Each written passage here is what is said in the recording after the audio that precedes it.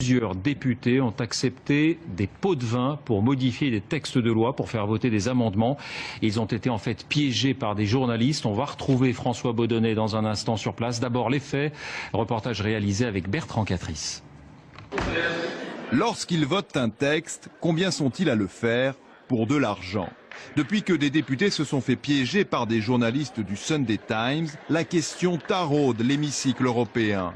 Moyennant jusqu'à 100 000 €, 4 eurodéputés ont accepté de déposer des amendements. Pour Adrian Severin, le vice-président des élus socialistes, la vidéo est accablante. Yes, well, I think because I didn't really count, but I think for that would be 2 or 3 days. Is it all right? Do you think? Yes, so that would be, say, 12,000 euros. Yes. Malgré l'évidence du scandale, cet ancien ministre roumain refuse de démissionner. Son groupe politique est sous le choc.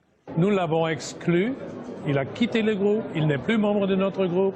Et j'attends qu'il quitte le Parlement européen parce que cet homme a fait un grand hommage à l'institution. Problème, il y a au Parlement européen 5000 lobbyistes accrédités.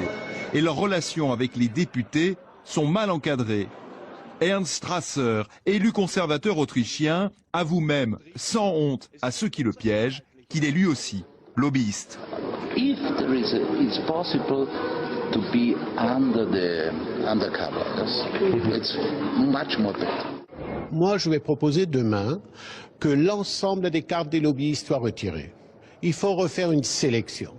Et le député doit signer pour chaque lobbyiste qui rentre dans ce Parlement. Avant d'éventuelles perquisitions, les bureaux des eurodéputés incriminés viennent d'être mis sous scellé. Ils sont gardés 24 heures sur 24, une première dans l'histoire de l'institution. Bonsoir François Baudonnet, on vous retrouve donc en direct. A-t-on une idée de l'ampleur de ce scandale? Autrement dit, s'agit-il de quelques brebis égarées ou d'une pratique répandue? Alors c'est toute la question, hein, bien sûr, et honnêtement, ce soir, personne ne peut répondre. Alors il y a quand même les chiffres. Les journalistes du Sunday Times disent avoir proposé de l'argent à une 60aine d'eurodéputés.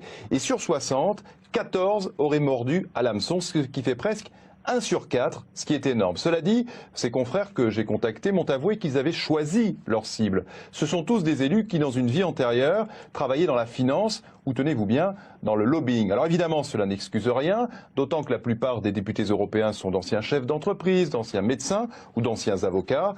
Alors ce soir, avec ce scandale, le Parlement européen va être obligé de faire le ménage, car corruption généralisée ou pas, le soupçon est là, et c'est peut-être ça le plus grave. François Baudonnet à Bruxelles. Merci François pour ces précisions.